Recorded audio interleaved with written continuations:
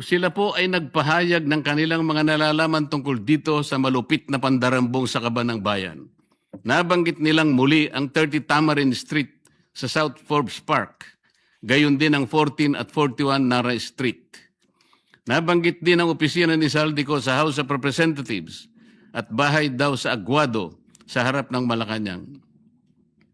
Kinumpirma rin nila na totoo ang mga inihayag ni Orly Gutesa sa nakalipas na pagdinig ng komite.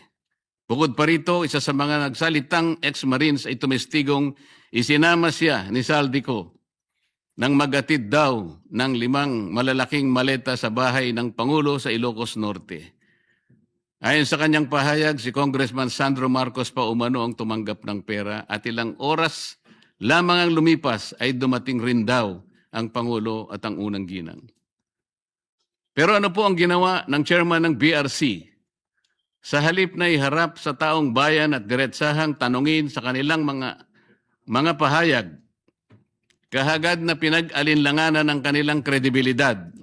Bago pa man masuri ang kanilang salaysay sa harap ng Senado, tila nabuo na ang isang konklusyon sa mismong chairman na dapat sana ay siyang magsiyasat nito.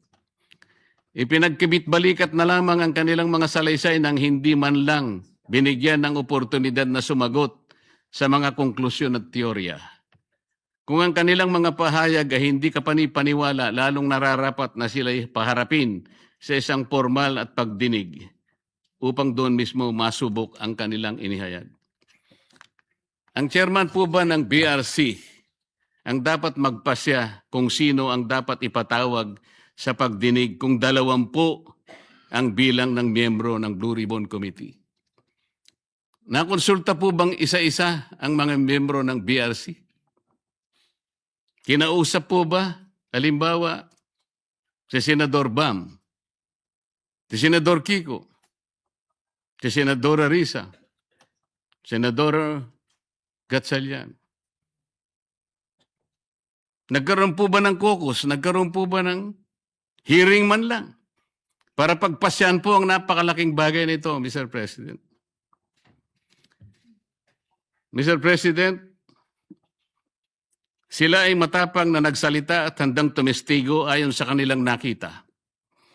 Saksi sila sa kung saan at kanino dinala ang limpak-limpak na perang nakapaloob sa mga maleta, mga kahon at iba pang mga sisidlan na kanilang ginamit. Ano bang patunay pa ang dapat nilang ilabas para lamang sila'y inyong umpisahang pakinggan?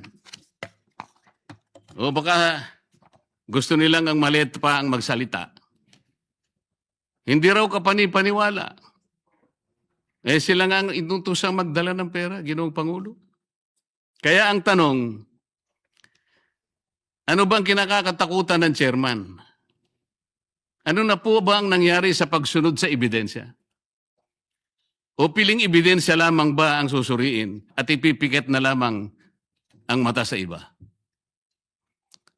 Ngayon sa Romans 1:18, nahayag mula sa langit ang puot ng Diyos laban sa lahat ng kalapastanganan at kasamaan ng mga taong dahil sa kanilang kasamaan ay hinahadlangan ng katotohanan. Hanggang kailan po itong tahasang pagharang sa katotohanan, Ginoong Pangulo? Ano na po ba ang nangyari sa makulay na kasaysayan ng Blue Ribbon Committee na sa mahabang panahon ay tiningala at nagsilbing isang bantayog sa pagtukoy at pagtutok sa mga katiwalian at pagdarambong na nagaganap sa ating burokrasya?